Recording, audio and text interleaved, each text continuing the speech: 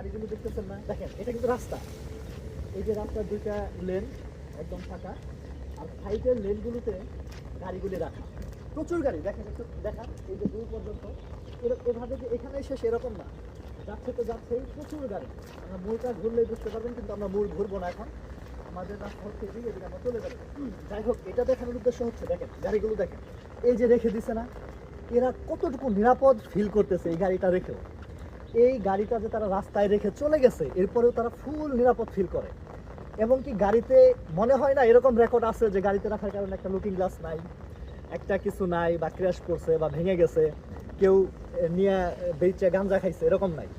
এরা আসলে এজন্যই আসলে উন্নত, মানে এরা প্রত্যেকজনকে প্রচুর মূল্যায়ন করে, এবং কি মানে এরা প্রত্যেকের সম্পদকেও মূল্যায়ন করে। একটা জিনিস, একটা গাড়ি এখানে রেখে দিছে, কোটি কোটি লাখ লাখ টাকার গাড়ি রাস্তায় রেখে দেওয়ার পর আপনি গিয়ে দেখলেন যে আপনার গাড়ির একটা লুকিং গ্লাস নাই, ভাঙা, বা পিছনের যে কোনো একটা জায়গায় ক্র্যাশ, বা কেউ ইট দিছে, ঢিল মারছে, এরকম না। এরা এজন্যই দিন দিন এত উন্নতির দিকে যাচ্ছে, আর আমরা দিন দিন অধঃপতনের দিকে যাচ্ছি। চেয়ার না মারামারি লাগে, সভাপতির আগে সেক্রেটারি কেন বসছে, এটা না মারামারি কুবাকু বিশ্বাস, এগুলো বলতে চায় না।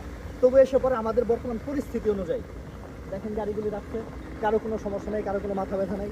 এগুলো পার্কিং স্লটে, এই দেখেন একটু জেব্রা ক্রসিংটা দেখিয়ে দিই, একটু এদিকে আসেন।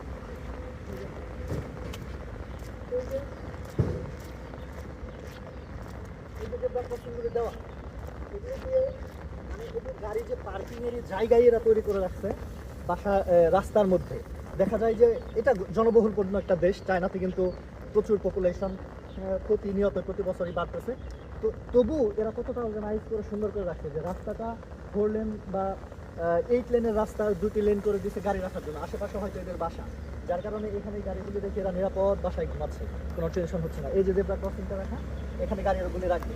আর আমাদের দেশে জায়গা ছোট, রাস্তা ছোট, মানুষ বেশি, সেক্ষেত্রে হ্যাঁ রাস্তায় হয়তো রাখা যাবে না, কিন্তু নিজের বাসার সামনে, বাড়ির সামনে যে গাড়িটা রেখে ঘুমাবেন, এটারও কোনো উপায় নেই। ঘুরে উঠে দেখবেন যে কোনো কিছু নাই, ক্ষতি হয়ে গেছে, কি করবো বলেন। আসলে দেশের মায়ায় দেশেই থেকে যেতে চায়, কিন্তু দেশ তো আমাদেরকে পূর্ণ নিরাপত্তা দিতে পারে না। আমরা যখন বাইরে আসি, এই চায়না আসছি, ইতিপূর্বে সিঙ্গাপুর, মালয়েশিয়া, কিছু কিছু দেশ আমি গিয়েছি, প্রত্যেকটা জায়গায় গিয়ে মন ভরে যায়। দিনের ব্যাপারে না, দিনের ব্যাপারে আমি কথা বলতেছি না, এটা নাস্তিক দেশ, আমরা মুসলিম দেশে বসবাস করি। আমাদের দেশের যে মুসলিম কালচার, ইসলামিক কালচার, হ্যাঁ, ইসলামিক অ্যাক্টিভিটিস, এগুলো অবশ্যই আমাদের ভালো লাগবে, কিন্তু এইসব দেশে এগুলো পাবেন না। আদার যে ফ্যাসিলিটি, যে নিরাপত্তা, এগুলো সম্পূর্ণ পাবেন, যেগুলো আমাদের থাকা উচিত ছিল। রাসূল সাল্লাল্লাহু আলাইহি ওয়াসাল্লাম আমাদেরকে এগুলো শিখিয়েছে, কিন্তু আমরা এগুলো